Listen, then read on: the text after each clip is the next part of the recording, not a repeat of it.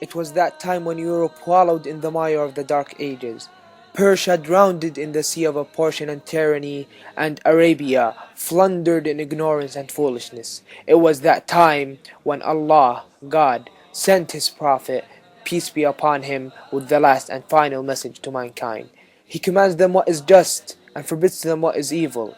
He allows them as lawful what is good and pure, and prohibits them from what is bad and impure. He releases them from their heavy burdens, and from the yokes that are upon them. The Prophet, peace be upon him, was born in the year 571, according to the Gregorian calendar, in the tribe of Quraysh, which was held noble by all Arabs, in Mecca, which was considered the religious capital of the Arabian Peninsula. The Prophet, peace be upon him, was an orphan. His father passed away before he was born, and his mother died when he was 6 years old. His grandfather Abdul Muttalib took care of him, and when he died, his uncle Abu Talib took care of him. For the first 3 years, or rather less, of his mission, the Prophet preached to his family and his intimate friends, while the people of Mecca as a whole regarded him as one who had become a little mad. The first of all his converts was his wife Khadija, the second, his first cousin Ali, whom he had adopted, the third, his servant Zayd, a former slave. His old friend Abu Bakr also was among those early converts.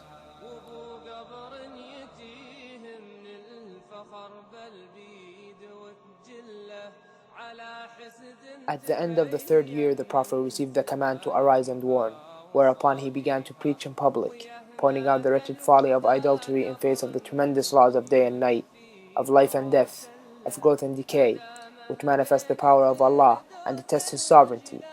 It was then, when he began to speak against their gods, that Quraysh became actively hostile, persecuting his poor disciples, mocking and insulting him. The one consideration which prevented them from killing him was fear of the blood vengeance of the clan to which his family belonged. Strong in his inspiration, the Prophet went on warning, pleading, threatening, while Quraysh did all they could to ridicule his teaching and eject his followers.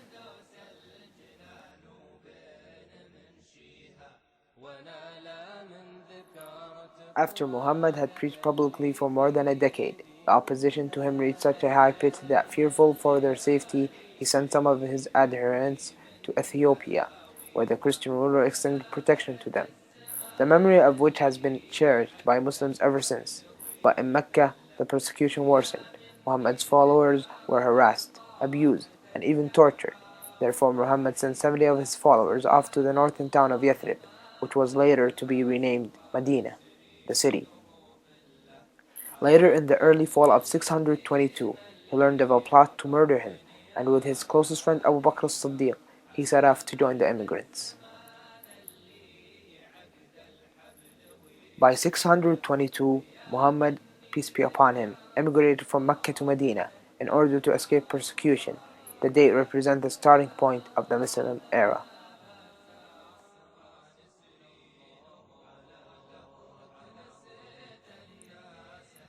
Prophet Muhammad lived in Medina for 10 years, and there he marked the establishment of Islam. In those 10 years, he destroyed idolatry in Arabia, raised women from the status of a cattle to a legal equity with men, effectually stopped the drunkenness and immorality which had till then disgraced the Arabs, made men in love with faith, sincerity, and honest dealing, transformed tribe who had been for centuries content with ignorance into people with the greatest thirst for knowledge, and for the first time in history made universal human brotherhood a fact of principle of common law, and his support and guide in that work was the Quran. In 632, Prophet Muhammad, peace be upon him, was suddenly taken ill, and on June 8 of that year, the Messenger of God died.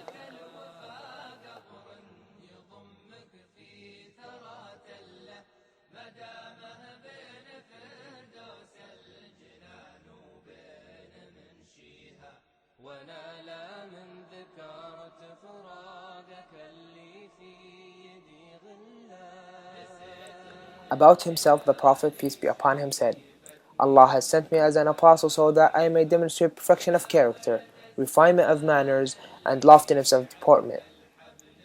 By nature, he was gentle and kind-hearted, always inclined to be gracious and to overlook the faults of others. Politeness and courtesy, compassion and tenderness, simplicity and humility, sympathy and sincerity were some of the keynotes of his character. In the cause of right and justice, he could be resolute and severe, but more often than not, his severity was tempered with generosity. He had charming manners which won him the affection of his followers and secured their devotion. Though virtual king of Arabia and an apostle of Allah, he never assumed an air of superiority. Not that he had to conceal any such vein by practice and artifice.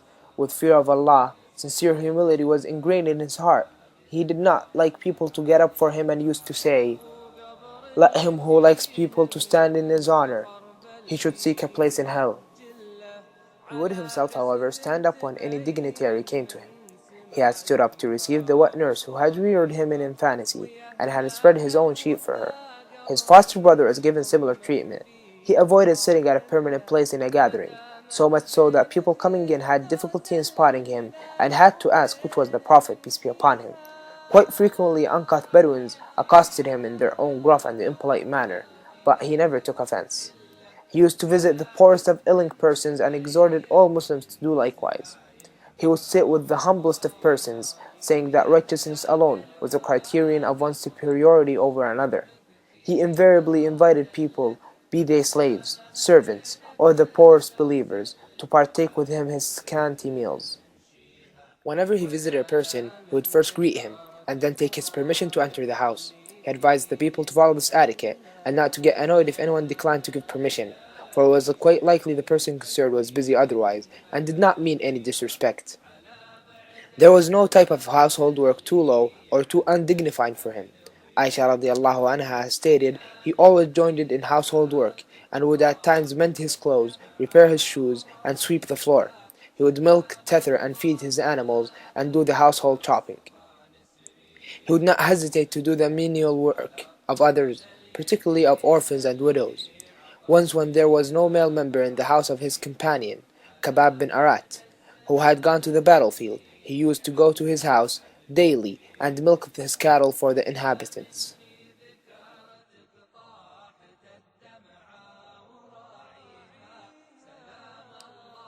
Prophet Muhammad said, "The best among you is the one who is best toward his wife." The Prophet also listened to women with consideration and compassion, as he valued their views and opinions not only about affairs that specifically concerned them, but also about matters of wider significance. It was because the Prophet gave such encouragement to women that there were well-known instances in early Muslim history of some of them freely speaking out for their rights. Following the injunctions in the Quran, the Prophet gave women the right to education and freedom in matters related to marriage, divorce, and property rights.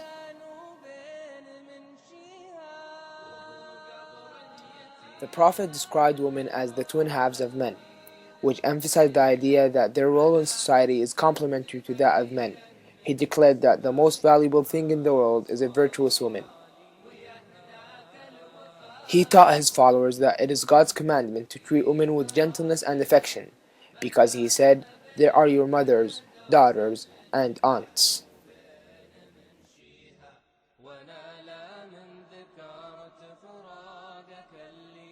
The respect given to women as mothers is another aspect of the prophetic vision, in which kindness and loyalty to the mother, rahmah or mercy, to reciprocate the rahmah they themselves dispense, is seen as an almost sacramental act. The Prophet said, "Paradise lies beneath the feet of mothers."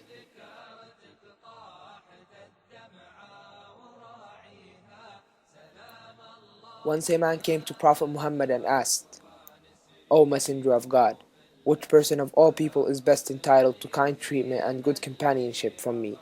He answered, "Your mother." The man asked, "And then?" The Prophet said, "Your mother." The man asked again, "And after her?" The Prophet said, "Your mother." The man asked for a fourth time, "And after her?" The Prophet said, "Your father."